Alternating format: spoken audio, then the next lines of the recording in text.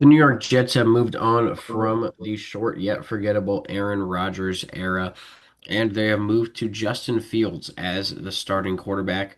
I think the Jets are definitely going to struggle a little bit this year, but they have enough weapons on both sides of the ball that they should still be a decently competitive team and at least push to try and get around a 500 record.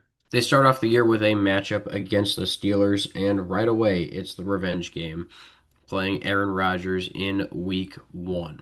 They do have the home field advantage. It's going to be an interesting battle for sure. I think the Jets at home actually have a really solid chance to win this game.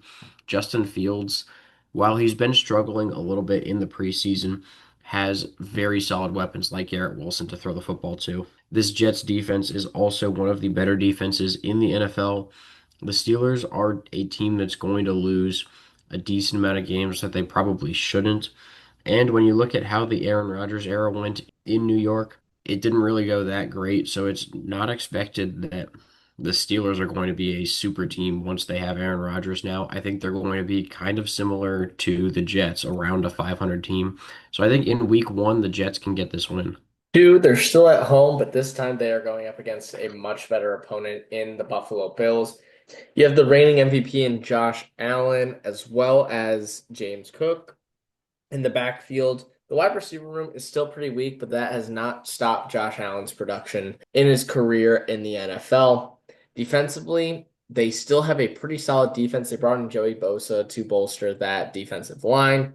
The secondary is okay, but the Bills always seem to have a pretty solid defense. And when you have an offense that will go out and score quite a bit of points every single week on the back of Josh Allen, it's going to be a pretty easy job for the defense. The Jets might hang on. The Jets might hang around earlier on in this game, but I do think we will see Justin Fields struggle just a little bit more in week two than he did against the Steelers. So the Jets will fall to 1-1. And then they're on the road for the first time against the Tampa Bay Buccaneers. And we are really high on Tampa Bay this year. This offense is going to be one of the best in the NFL with Baker Mayfield after he put up MVP caliber numbers last year. This wide receiver room still has Mike Evans, who has had 1,000 yards basically every single year he's been in the league. Chris Godwin has been activated off of the injury list and will be healthy for the start of the season.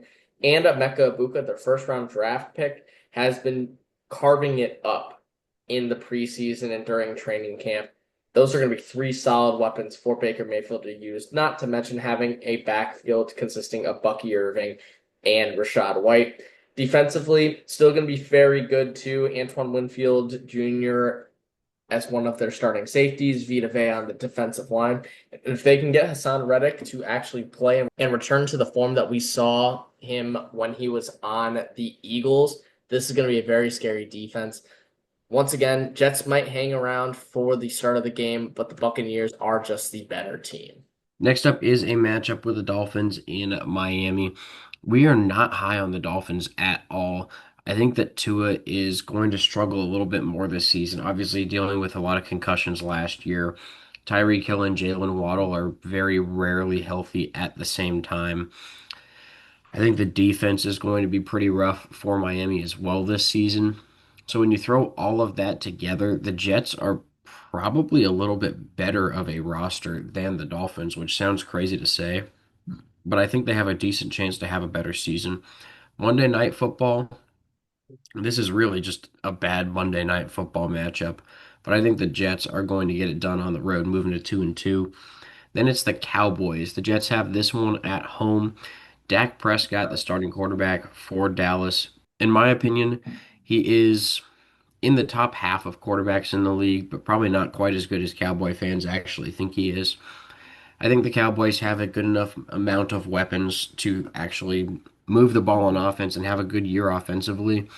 The defense, obviously, you have Micah Parsons, but it just seems like the Cowboys haven't been able to put it together these past few seasons. They've been losing to a lot of teams that they absolutely shouldn't lose to with the amount of talent that they have. And I see no reason for that not to continue into this season, which is why we have the Jets winning this game, moving to 3-2. Let's go across the pond to take on the Denver Broncos in London. And the Broncos in year two with Bo Nix as their starting quarterback, I think will still be fairly decent.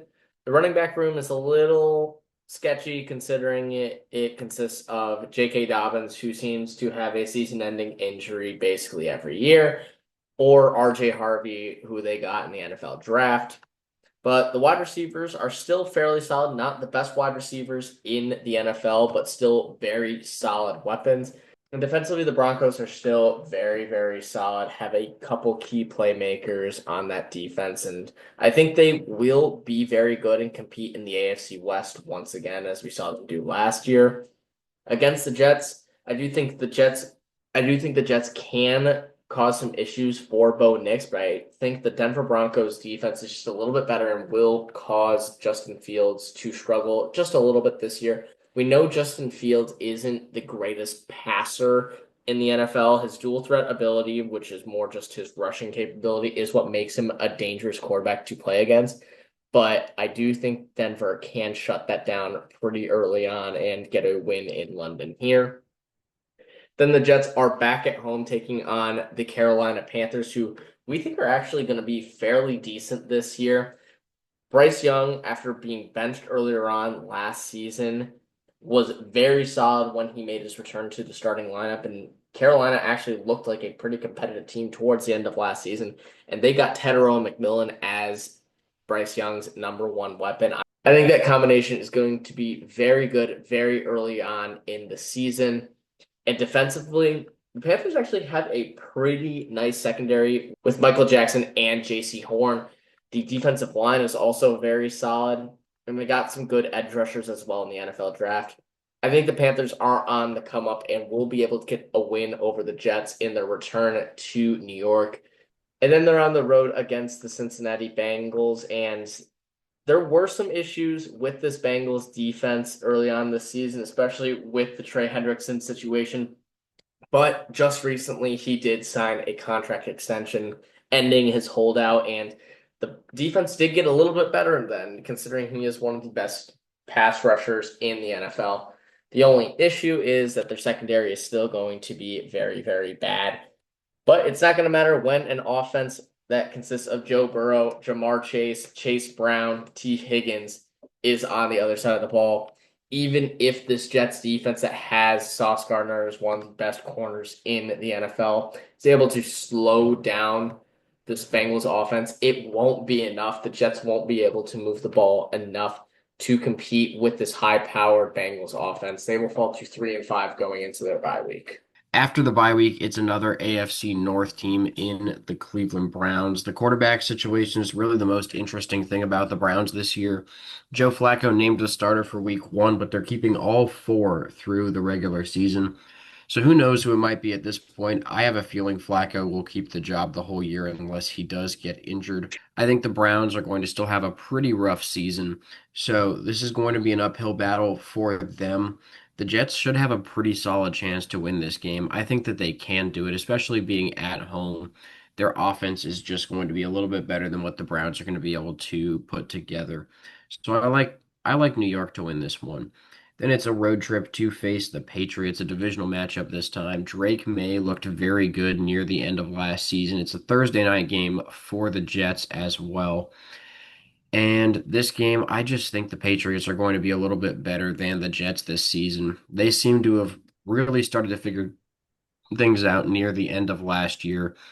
So I really like this New England team to start kind of moving towards maybe being a playoff team in the next couple seasons. So I think this season, the Patriots are going to have a better roster than the Jets and are going to be able to get this win to start this two-game set with New York this season. Then it's a road trip to face the Baltimore Ravens. Lamar Jackson, one of the best quarterbacks in all of the NFL, going to be up there in the MVP conversation once again this season.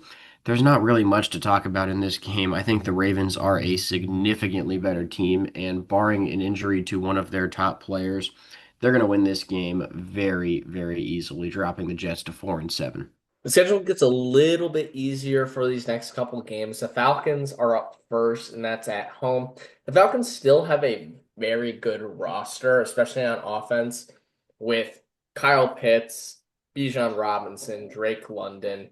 and Darnell Mooney. All weapons for Michael Penix, who will be entering his first full season as the starter for Atlanta. And I do think the Falcons can have a very successful season offensively.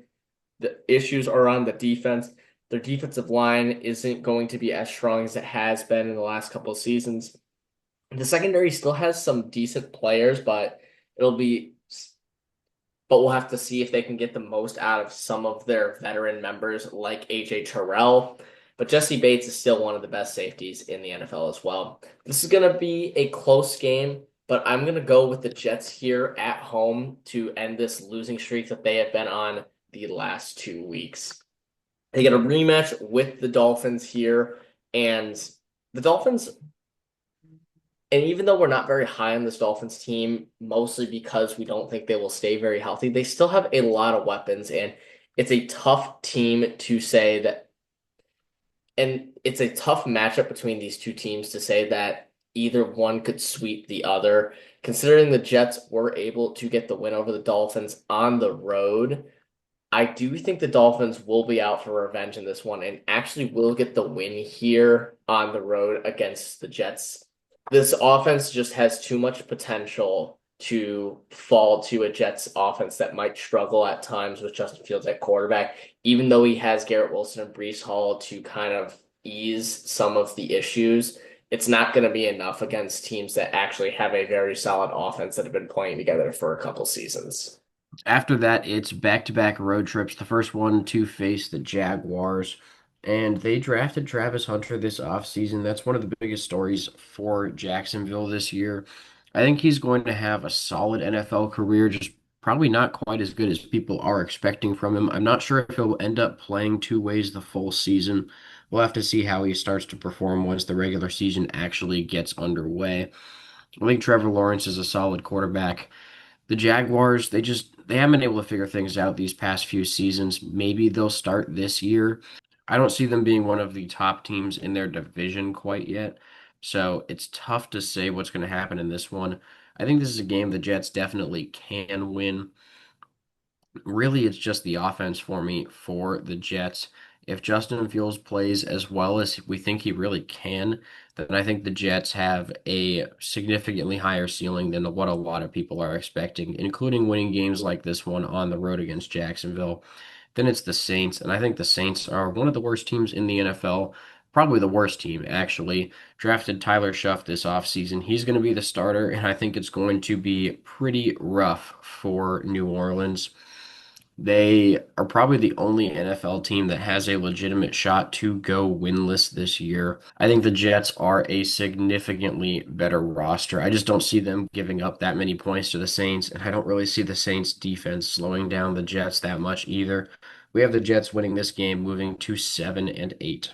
And they have two divisional opponents to wrap up their season. The first one is against the Patriots, and Jonah already hit on most of the points for New England. This offense took some strides last year under Drake May once he was the starting quarterback, and they got Will Campbell in the NFL draft to add to the protection. The wide receiver room did get a little bit better with the addition of Stephon Diggs.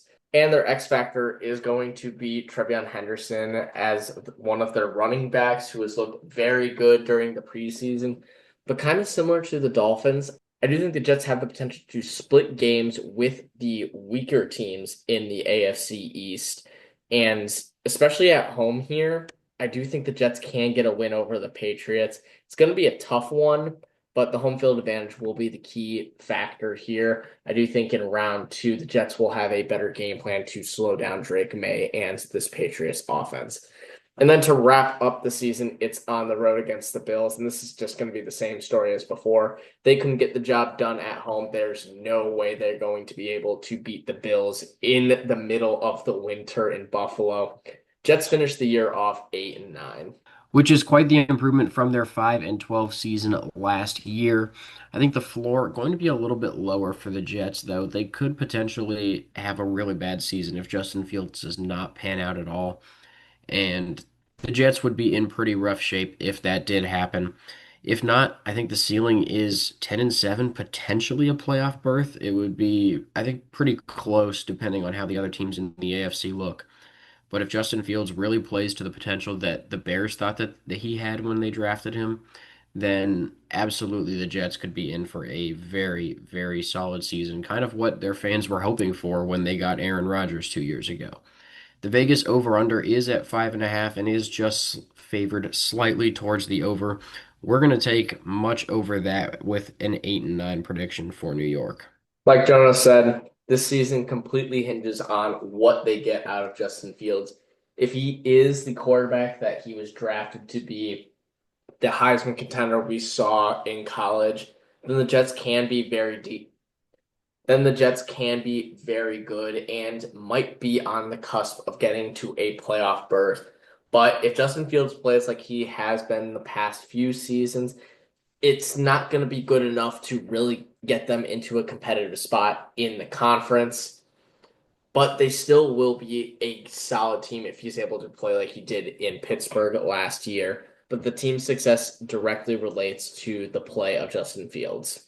So, thank you guys for watching. Please make sure to like and subscribe so you don't miss out on any more of our content, and we will see you in the next video.